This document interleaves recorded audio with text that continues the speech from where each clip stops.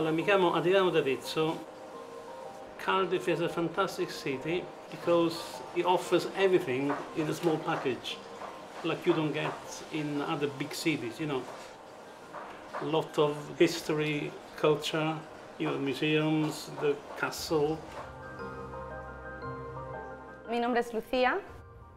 It's a great city for food. You can choose food from all over the world, actually. It's a small city, but at the same, you got everything. Like, there's a lot of things to do in the evening. The atmosphere in Cardiff is amazing. Everybody's happy. Je m'appelle Angélique. Cardiff is a very alive city. A lot of students, a lot of young people, weekends or during the week. It's always going to be alive. People in Cardiff are very welcoming. If you need help, they're always going to be here to help you. Hola, me llamo Rocío. My favorite place is Bute Park, with a lot of trees, the river, because in Murcia, where I come from, it's not the same.